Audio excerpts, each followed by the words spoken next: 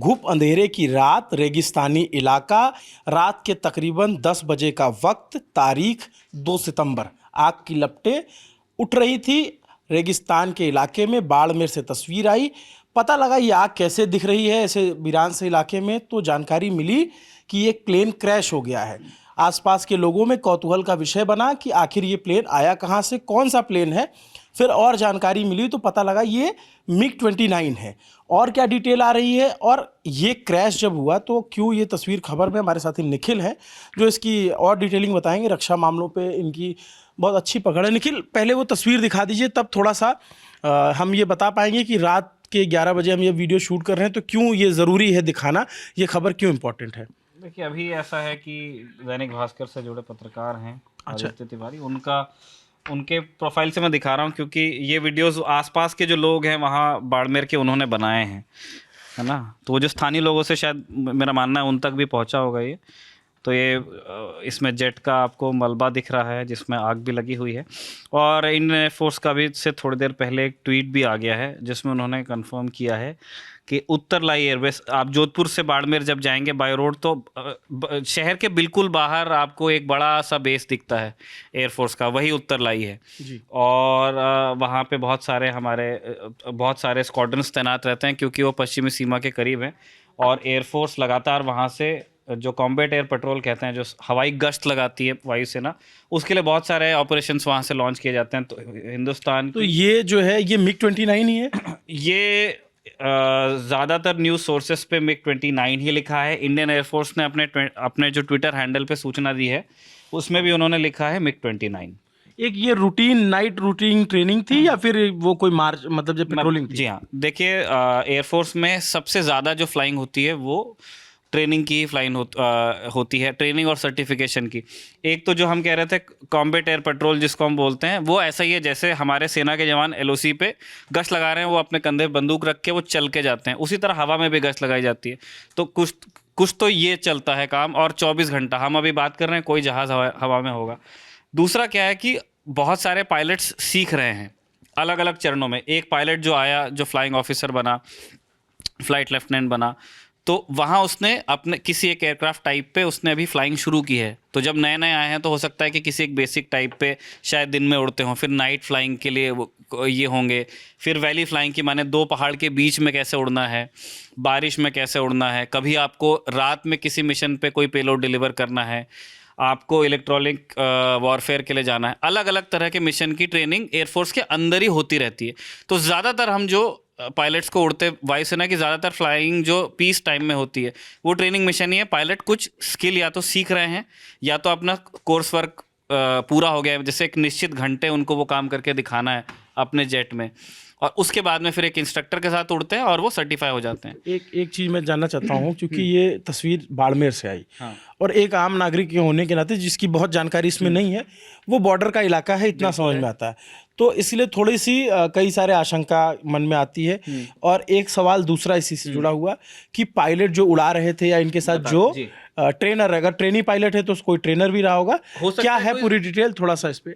देखिए, ट्रेनिंग अभिनव हर मतलब बहुत सीनियर पायलट्स भी ट्रेनिंग करते हैं जी। जैसे ऐसा हो सकता है कि कोई बड़े अधिकारी हो चुके हैं वो, है ना, लेकिन अभी भी एक कोई सर्टेन स्किल आई है, कोई नई स्किल है जिस पे एयरफोर्स काम कर रही है, या एक अलग तरह की स्किल है जिसमें उन्होंने अपने करियर में पहले जिस पे काम नहीं किया। तो इसीलिए मैंने कहा कि ज़्यादातर समय पे पायलट्स मिशंस नहीं फ्लाई कर रहे होते हैं, तो वो ट्रेनिंग ही एरियल रिफ्यूलिंग की, उड़ते उड़ते हवा में ही तेल भर लेना है, इन सब की ट्रेनिंग चलती है। ये जो पर्टिकुलर है इसको एयरफोर्स ने ट्रेनिंग मिशन ही कहा है। इसका मतलब वो पायलट ट्रेनिंग मिशन पे ही उड़ रहे थे। उन्होंने ये कहा है कि पायलट को इजेक्ट करना पड़ा क्योंकि कोई तकनीकी खामी थी।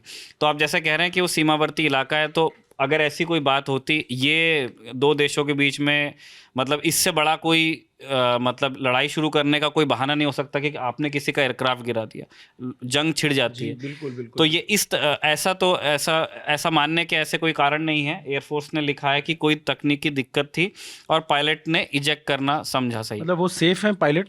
और एयरफोर्स ने कहा है कि पायलट सेफ है, नो लॉस ऑफ लाइफ है, ना ही ज़मीन पे किसी का नुकसान हुआ, एक कोर्ट ऑफ इंक्वायरी होगी।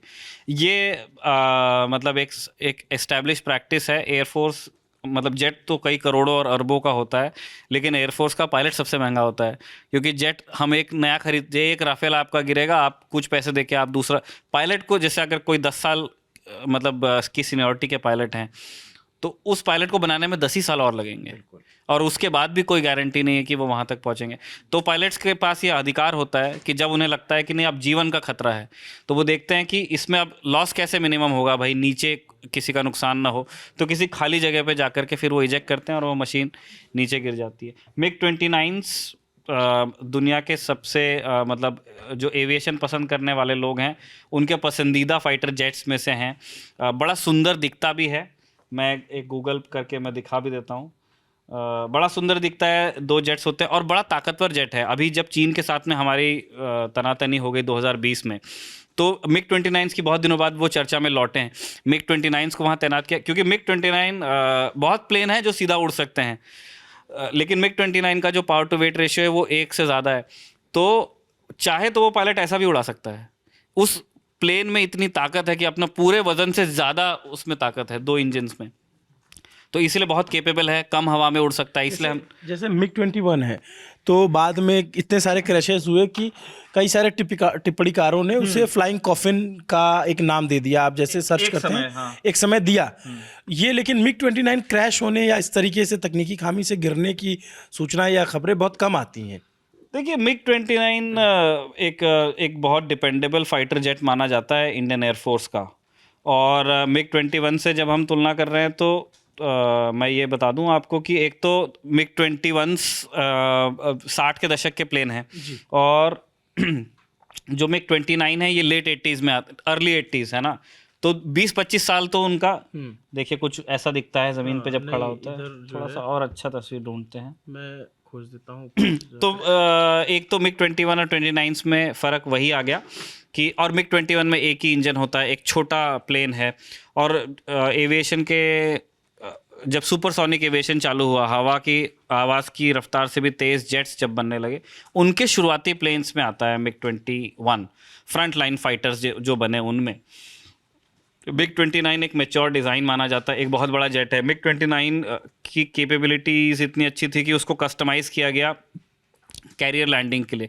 भारतीय नौसेना भी इस हवाई जहाज़ के एक वर्जन का यूज़ करती है, जिसमें एक हुक लगा होता है और वो हुक के सहारे कैरियर पे उतर जाया करते हैं। तो बड़े बड़े ताकतवर, बड़े कैपेबल जेट्स हैं, और 1987 में हिंदुस्तान में आए ये, और हमने कुछ जेट्स हिंदुस्तान में फिर बनाए भी, असेंबल किए ऐसा कहना चाहिए, और फिर उसके बाद से क्रमशः कई बार अपग्रेड किए गए हैं MiG-29।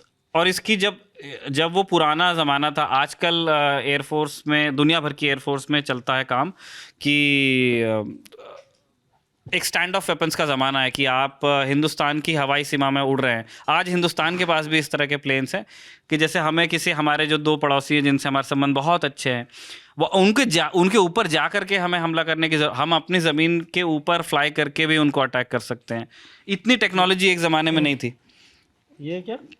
हाँ, ये एक MiG-29 ही है, लेकिन ये इंडियन एयरफोर्स का नहीं, ये IAF का नहीं है, और बड़ा बला का खूबसूरत जेट है। ये शुरुआती होगा, इसमें एक अगर आप और देखेंगे ना, इसमें बड़ा मुझे जो पसंद है ना, एक कुबड़ सा होता है देखिए इसमें पीछे, और ये जेट क्योंकि बड़ा फ्यूल, ये देखिए ये जो कुबड़ है आगे, ये एक दूसरे लिवरी में है, ये इसके इंजन्स हैं।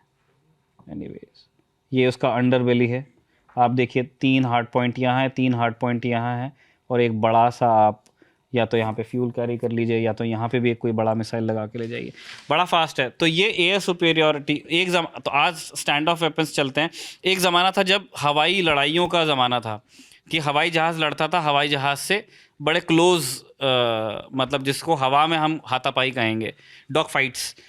तो उस टाइम का ये जेट है, और इसको बनाया गया था हवा में, मतलब लड़ाई करने के लिए। रशिया ने बनाया था ये, हाँ, ये सोवियत रूस में बना था, और ये ताकतवर है, बहुत तेज़ उड़ सकता है, हवा की आवाज़ की रफ्तार से 2 गुने से भी ज़्यादा, और उस स्पीड में कलाबाजियाँ भी खा सकता है। सबसे सुंदर एक्रोबैटिक्स अगर कोई जेट करता है तो MiG-20, ये जो हमारे यहाँ वर्टिकल चार्ली होती है, मतलब 26 जनवरी को आप जब ऐसे ऊपर प्लेन लेके जाते हैं और ऐसे गोल गोल फ्लेयर्स छोड़ते हैं, या फिर एक पुगाचेव कोबरा बोलते हैं मतलब कोबरा जैसे फन उठा के चलता है वैसे जेट ऐसे उड़ाते हैं हवा में, ऐसे ऐसे करके जो हाँ। तो ये सारी चीजें MiG-29 के आने जैसे के जो बाद में जो प्लेन अभिनंदन उड़ा रहे थे वो MiG-21 बाइसन था। वो 21 था, बाइसन। बाइसन, हाँ। और देखिए यही बात भी होती है कि मिक अभिनंदन एक बहुत सीनियर पायलट थे, है ना, तो जो हैं, सॉरी, तो मतलब मैं कह रहा हूँ इंसिडेंट जब वो घटना हुई है तब की,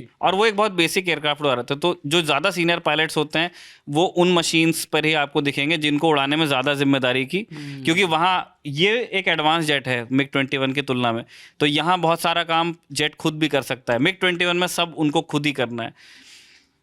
तो ये डॉग फाइट्स के लिए बना हुआ था, और ये एयर सुपीरियोरिटी फाइटर्स माने जाते थे। माने जैसे रूस का ये आइडिया था कि अगर अमेरिका के बॉम्बर कभी चले आते हैं इधर उनके ऊपर बम गिराने के लिए, या अमेरिकी जेट्स कभी चले आते हैं, तो उनका हवा में पीछा करके उनसे कैसे मुकाबला किया जाएगा, उस रोल में बनाया गया था। इसलिए ये जो अब इंक्वायरी होगी निखिल इसको लेकर के, उसमें क्या चीज़ें तलाशी जाएंगी, क्या पता करेंगे और कैसे क्या रिपोर्ट्स बनती है, इस पे अगर कुछ बताएं। इसमें आद्योपांत पूरा मतलब पता किया जाएगा कि ये घटना कैसे हुई, कब टेक ऑफ हुआ, जब ये फ़ोन वहाँ दे दो, तो इसकी कोर्ट ऑफ इंक्वायरी में ये पता किया जाएगा कि जब ये प्लेन टेक ऑफ किया, क्या ये फिट टू फ्लाई था।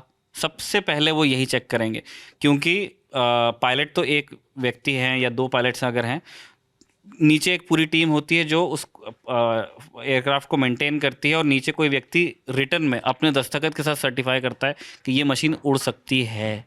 और उस व्यक्ति को मतलब जैसे अपनी धड़कन की तरह पता होता है कि मेरा ये मशीन जो मैंने आज रेडी करके दी है ये इतने घंटे इतने सेकंड उड़ सकती है।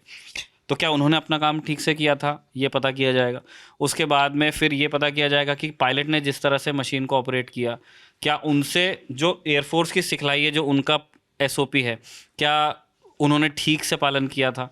उसके बाद ये देखा जाएगा कि क्या मशीन में ऐसा हो, क्या ये कोई एक स्थिति थी कि ग्राउंड क्रू ने भी अपना काम अच्छे से किया, पायलट भी ठीक उड़ रहे थे, मिड फ्लाइट कोई दिक्कत आई है क्या। मिड फ्लाइट दिक्कत अगर आती है तो फिर वो उन सारे कारणों को चेक करेंगे, और वो इस बात को इंश्योर करने की कोशिश करेंगे कि आइंदा ये कभी ना हो।